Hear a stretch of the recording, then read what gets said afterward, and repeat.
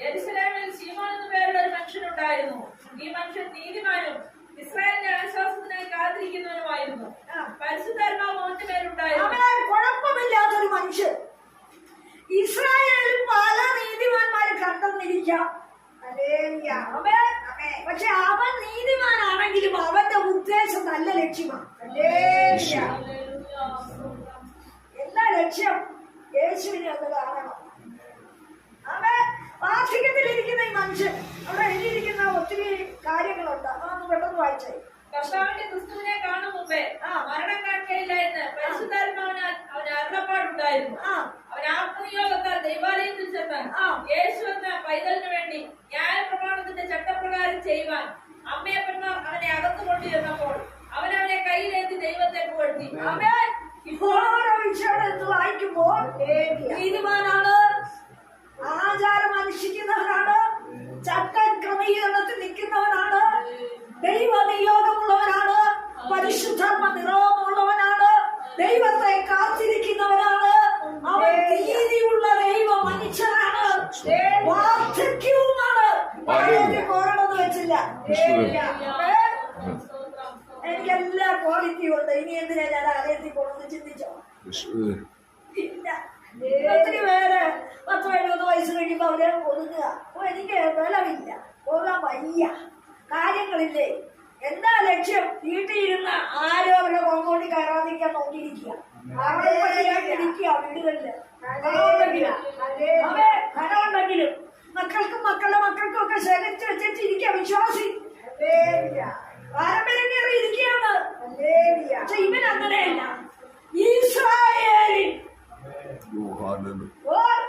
വേർതിരിയപ്പെട്ട ജനം ഒത്തിരി ഉണ്ട്. നീതി കളിക്കുന്നവര്, ന്യായമുള്ളവരെന്ന് പറയുന്നവര്, വിശുദ്ധി കാണിക്കുന്നവര്, വേർപാട് അനുഷ്ഠിക്കുന്നവര്, വിശ്വസിച്ചവര്, ദൈവത്തെ ഭയപ്പെടുന്നവരൊക്കെ ഒത്തിരി പേരുണ്ട്. പക്ഷെ ഇവന്റെ ലക്ഷ്യം എന്റെ ആദ്യം എന്റെ ക്രിസ്തുവിനെ കയ്യിലെടുക്കണം.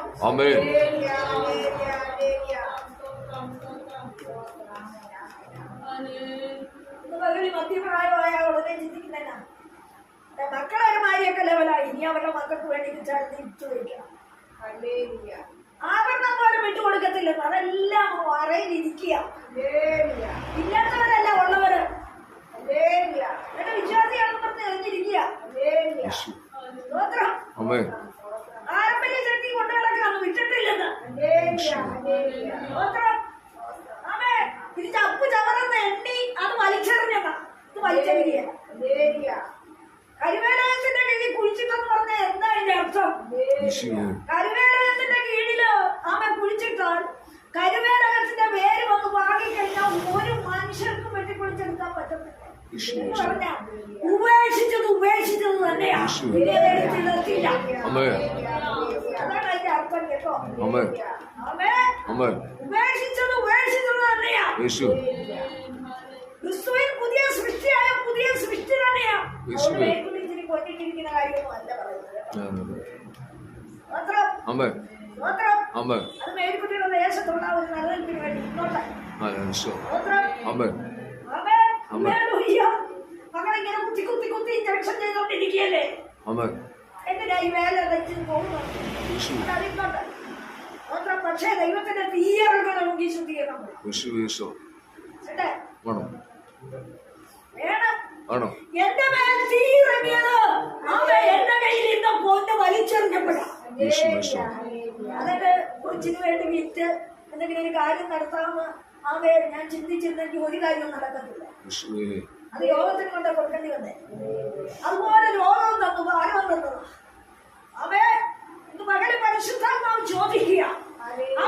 ഇസ്രായേലിൽ പല നീതിമാന്മാരുണ്ടായിരുന്നു, പല വാർദ്ധക്യത്തിലുള്ളവരുണ്ടായിരുന്നു, ദൈവത്തെ പ്രതീക്ഷിക്കുന്നവരുണ്ടായിരുന്നു, ദൈവഹിതത്തിന് ആശംസകളുണ്ടായിരുന്നു, ദൈവിക വിഷയമായ സമ്പന്നതയിലേക്ക് നടക്കുവാൻ ആഗ്രഹമുണ്ടായിരുന്നവരുണ്ടായിരുന്നു.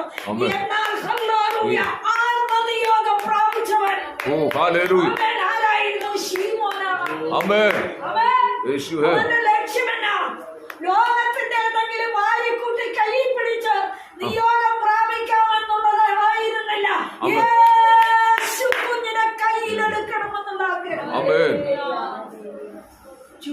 യേശുവിന്റെ നാമത്തിൽ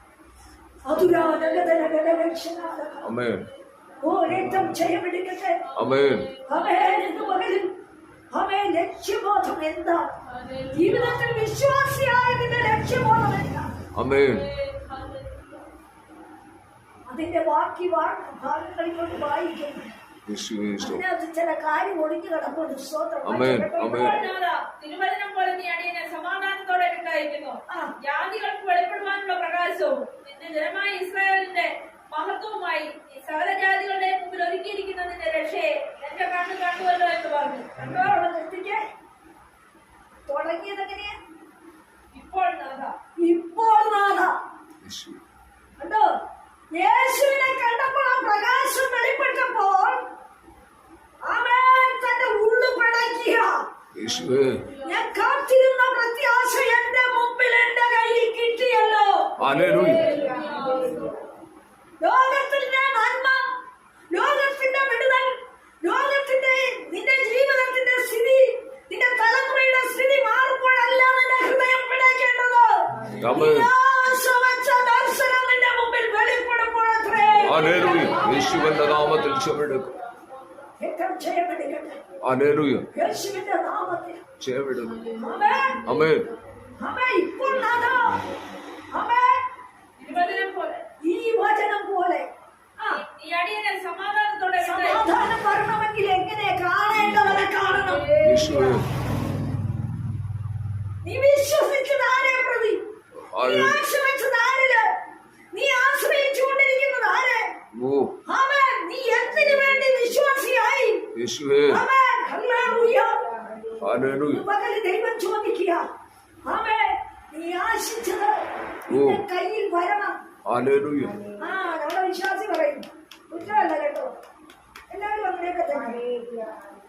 ചില കാര്യങ്ങളൊക്കെ നടക്കണം. ബസ് വെക്കണം, വീട് വെക്കണം, തലമുറയുടെ തലമുറയ്ക്ക് വലിയ ഉയർന്ന വിദ്യാഭ്യാസം വേണം, ആരാജ്യത്ത് വേണം, അങ്ങനെ എല്ലാം നല്ലത്.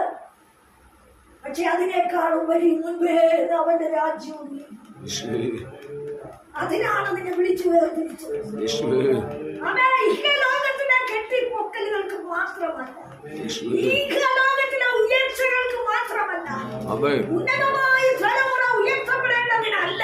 അത് തരും, അത് കിട്ടും. നിന്റെ ലക്ഷ്യശുദ്ധിയെ പരിശോധിച്ചിട്ട് സ്വസ്ഥതയുടെ അനുഭവം നിനക്ക് തരും. എന്നാൽ നിന്റെ ലക്ഷ്യശുദ്ധിയിൽ അശുദ്ധി ഉണ്ടെങ്കിൽ, അഹങ്കാരമുണ്ടെങ്കിൽ, ദുശാഠ്യമുണ്ടെങ്കിൽ, ഗർവമുണ്ടെങ്കിൽ, ദൈവഹിതമില്ലാത്ത ചിന്തയുണ്ടെങ്കിൽ, നിന്റെ സ്വസ്ഥത നഷ്ടപ്പെട്ടു എന്ന് നീ ഓർത്തോണം.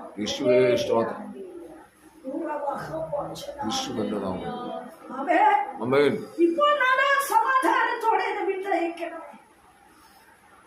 ശിവനോട് നമുക്ക് ചോദിക്കാം, പിന്നെ ആരെങ്കിലും പിടിച്ചു വെച്ചിട്ടുണ്ടോ? എന്താണ് അവനവിടെ പുഷ്ടപ്പെടുന്ന വാക്യം?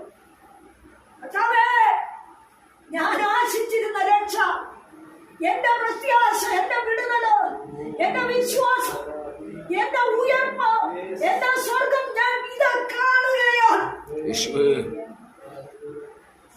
കർത്താവ് നിന്നെ നീതീകരിച്ചിട്ടുണ്ടെങ്കിൽ, നിന്നെ വിശ്വാസിയാക്കിയിട്ടുണ്ടെങ്കിൽ, നിന്നെ ഉറപ്പിച്ചിട്ടുണ്ടെങ്കിൽ, ഇഹലോകത്തിൽ ആടുന്ന പ്രശ്നങ്ങളും തകർക്കുന്ന അനുഭവങ്ങളും നിന്റെ കുടുംബത്തിന്റെ നേരെ പാഞ്ഞു വന്ന തിര പോലെ, ചീറിയടിക്കുന്ന കൊടുങ്കാറ്റ് പോലെ നിന്റെ ജീവിതത്തെ കടവ് കുഴക്കി എറിയുവാൻ പോരാടിയ സ്ഥാനത്ത് നിന്നെ ഉറപ്പിച്ചു നിർത്തിയോടത്ത് കർത്താവുണ്ടെങ്കിൽ, നീ നഷ്ടപ്പെട്ടില്ലല്ലോ, നീ കലങ്ങിപ്പോയില്ലല്ലോ, നീ തകർന്നു പോയില്ലല്ലോ. ഇത്രത്തോളം നീ വന്നെങ്കില് എന്നെ നിർത്തിയ കർത്താവിന് എന്നെ കുറിച്ച് ഉദ്ദേശമുണ്ട്. അവനിൽ വിശ്വസിച്ച ഞാൻ അവനെ എന്റെ കണ്ണുകൊണ്ടൊന്ന് കാണണം. യേശുവിന്റെ നാമത്തിൽ, യേശുവിന്റെ നാമത്തിൽ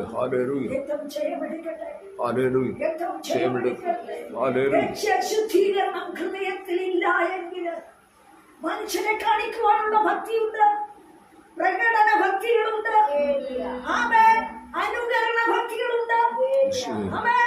എന്താണ് വായിച്ച ശിവനെ കുറിച്ച് ഇസ്രായേലിൽ വിടുതൽ നടക്കുവാൻ അതിന്റെ ബാക്കി ഭാഗം നമ്മൾ വായിച്ചു നിർത്തിയതിന്റെ ബാക്കി ഭാഗം ശിമോന്റെ കാര്യങ്ങൾ എന്തൊക്കെയാണ് അവിടെ പറഞ്ഞിരിക്കുന്നത്. ആമേൻ. സ്തോത്രം. ഹല്ലേലൂയ. തിരുവചനം പോലെ ഈ അടിയനെ സമാധാനത്തോടെ വിട്ടയക്കുന്നു.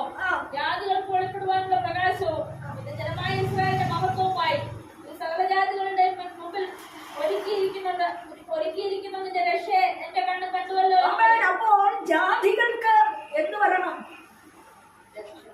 രക്ഷ, പിന്നെ വെളിപ്പെടുവാനുള്ള പ്രകാശം, വെളിപ്പെടാനുള്ള പ്രകാശം. അടുത്തത് ഇത് ജനമായ ഇസ്രായേലിന്റെ മഹത്വവുമായി. ഇസ്രായേലിന് മഹത്വം. കണ്ടോ, ശീമോൻ സന്തോഷിക്കുന്ന എന്തൊക്കെയാ? ജാതികൾക്കും പ്രകാശവും രക്ഷയും മഹത്വവും വെളിപ്പെടാൻ ഒരു ആഗ്രഹം ഉള്ളിലുണ്ടോ? ബാല്യക്കാരോ, നിന്റെ ഉള്ളിൽ ഒരു ആഗ്രഹം അങ്ങനെ ഉണ്ടോ? നീ അനുഗമിച്ച് വിശ്വസിച്ച് പോരുകയല്ലേ കൈ വിളിച്ച്? യേശു നോക്കുന്നത് നീ അനുഗമിക്കുമ്പോൾ നിന്റെ ഉള്ളിലുള്ള ആശയങ്ങൾ എന്താണ്? നിന്റെ ഹൃദയത്തിലെ ഇരുപ്പ് എന്താണ്? ഈ വലിയ കൂട്ടത്തിലൊന്നും ഇതൊന്നും വേണ്ട. ഒക്കെ എങ്ങനെയെങ്കിലും കാര്യമൊക്കെ നടക്കണം. ഞായറാഴ്ച ഒന്ന് ആരാധിക്കണം, ഒരു കൂട്ടം ഉണ്ടാകണം. ഞങ്ങൾ ദൈവത്തെ ആരാധിക്കാൻ വരിക. കണ്ട് കേട്ടൊരു ചടങ്ങ് കഴിഞ്ഞ് ഞങ്ങൾ പോവുക. വേറെ വിടുതലൊന്നും വേണ്ട. ആശുപത്രി കയറുന്നത് ആശുപത്രിയിലോട്ട് പോകും. കല്യാണത്തിന് പോകേണ്ടത് ഞായറാഴ്ച കല്യാണത്തിന് ചടങ്ങ്. വിശ്വാസികളൊക്കെ അങ്ങനെയായിരിക്കും. പ്രത്യേക വിടുതൽ വേണം. പത്രോസ് യോഗം യാക്കോബിന്റെ കൂട്ടത്തിൽ പോകണം കേട്ടോ. പ്രത്യേക വിടുതൽ. സ്തോത്രം. ആമേൻ. ആമേൻ. പ്രത്യേക അധികാരം നിന്റെ കയ്യിൽ വരണോ? പത്രോസാകണം നീ. ചാടിക്കേറി കർത്താവാരെന്ന് വെളിപ്പെടുത്തി പറയാൻ. സ്തോത്രം. സ്തോത്രം. ആമേൻ. സ്തോത്രം. സ്തോത്രം. ചുളുവിന് കാര്യമൊന്നും ഞാൻ എല്ലാരോടും പറയാറുണ്ട്. വിലയില്ലാത്ത യാഗത്തിൽ വില കൊടുക്കാതെ യാഗം നടത്തിയ കർത്താവിനത് പ്രസാദമല്ല. ഓടേണ്ടി വന്ന ഓടണം, അധ്വാനിക്കേണ്ടി വന്ന അധ്വാനിക്കണം, വിശ്വസിക്കേണ്ടി വന്ന വിശ്വസിക്കണം. ചിലവില്ലാത്ത യാഗത്തിൽ ദൈവത്തിന് പ്രസാദമില്ലല്ലോ. നേരം പോലും ഇല്ലാത്തവരാ ചിലർ വിളിക്കുന്നത്. പ്രാർത്ഥിച്ചത് കേട്ടോ. പിന്നെ ഏത് കല്ലിൽ ഈ തുണി അലക്കിയ വെളുക്കുമെന്ന് കണ്ടിട്ടേ കർത്താവ് ഒരു കൂട്ടുജീവിതത്തെ ഒരുക്കത്തുള്ളൂ.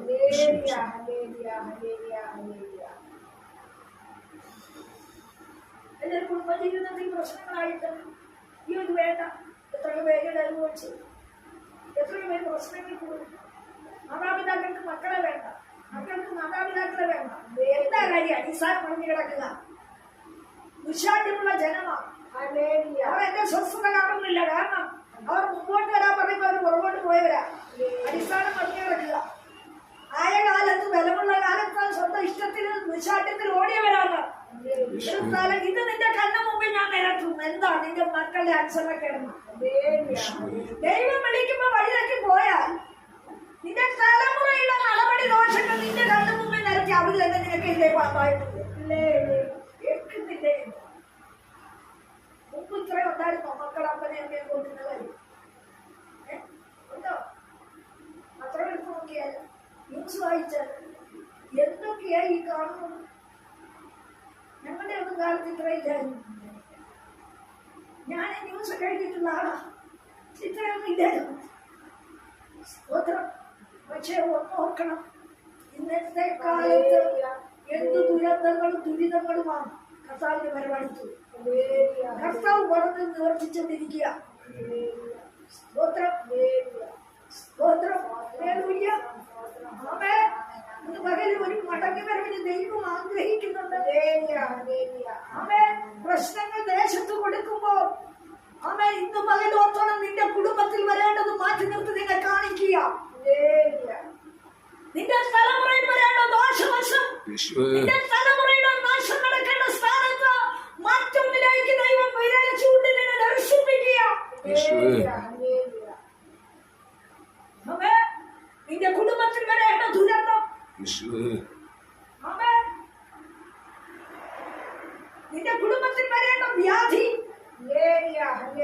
നിന്റെ കുടുംബത്തിൽ വരേണ്ട നാശം, നിന്റെ കുടുംബത്തിൽ വെളിപ്പെടേണ്ട എതിര് മറ്റുള്ളവർക്ക് കാണിച്ചു നിന്റെ കൺമുമ്പിൽ ദൈവം നിരത്തി തരികയാണ്. ദൈവത്തെ വിട്ടുപോകുന്നവരെ, ദൈവത്തെ മറന്നു കളയുന്നവരെ അടുത്ത പോയിന്റില്